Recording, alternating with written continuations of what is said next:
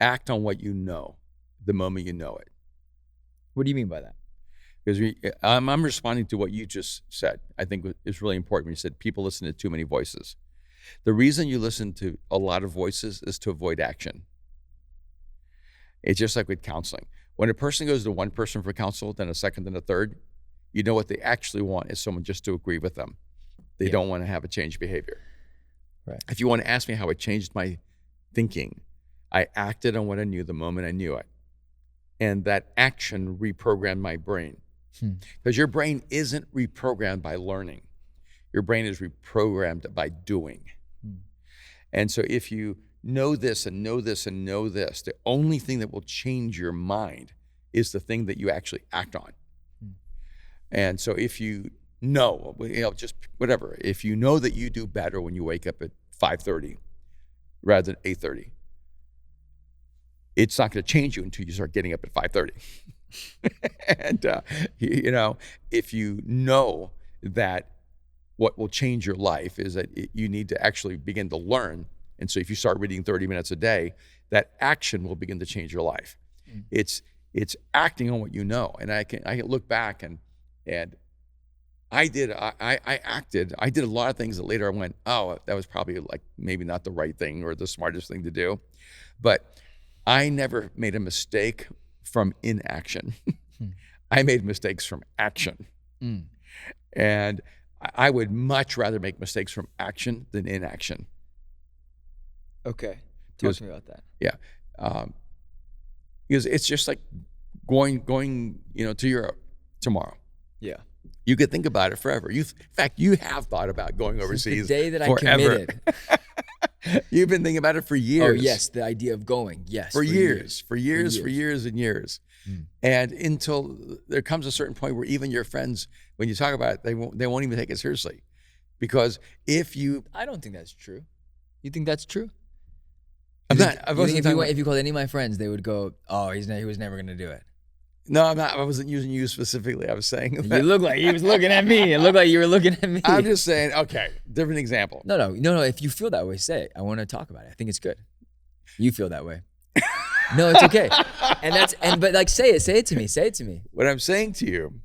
Look at me in the eyes when you say it. Is that when you get on that plane tomorrow, yeah, it'll be a mind shift for you. Yeah. Because you've wanted to do this for a long, long time, but you've always found a reason not to do it. Right. And I think I always found honorable reasons not to do it. Absolutely. That's what's so tricky about life. Yeah, we will be cowards in the name of honor. We have good reasons. We have good reasons to not do great things. We have good reasons to not do great things. I was watching, it sounds really silly, but I was watching 1923. And there's two characters, Spencer and Alex, who are in Africa. And he hunts lions. And I talked about this a little bit in the podcast, but there was something about it that I'm not sure what happened, but it kind of resonated with me there's lions left in the world to hunt. Yeah. There's places yet to be explored and stories to be told. And that it felt like this was the season of my life to go, okay, I need to go open some doors and uncover some things and see the world and just give myself that. And also, I don't want to leave because there's things here I love. Yeah. And it's that in between of. And our friendship is one of them. Your friendship is absolutely one of them. The first thing I started doing when I said I'm going to London, I was like, but when are you coming? Yeah. But it's even, let's put it in a different category. Like if you have a friend who is always going to lose weight. But always needs to? No, they're not that they always need to. They're always going to. Okay. I'm gonna lose weight. I'm gonna lose weight. But 3-4 years go by, when they say that, you don't even take it seriously. Yeah. Right. I'm gonna get in the gym.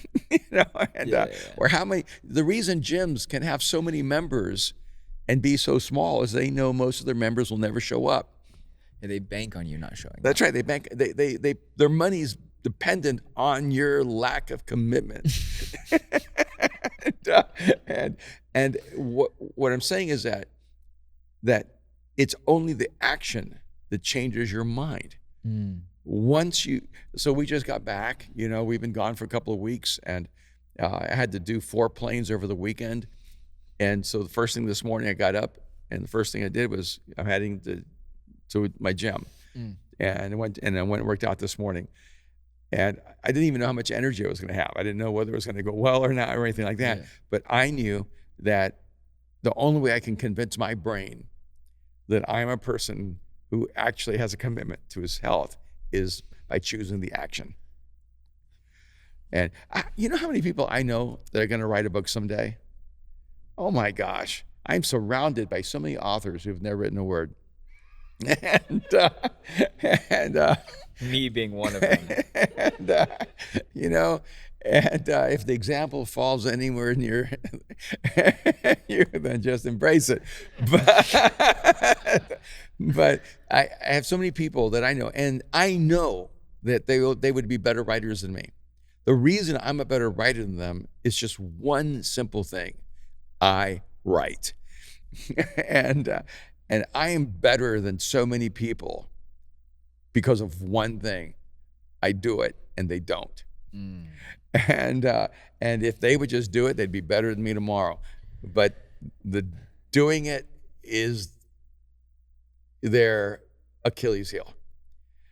And some of the smartest people I know are the least effective people I've ever seen. They are so smart. They know exactly how to fix everything, and they fix nothing. So if you want to know how to change your mind, change your actions. And this is the point. If your friends don't believe you when you say you're going to do something, guess who doesn't really believe you? Your brain.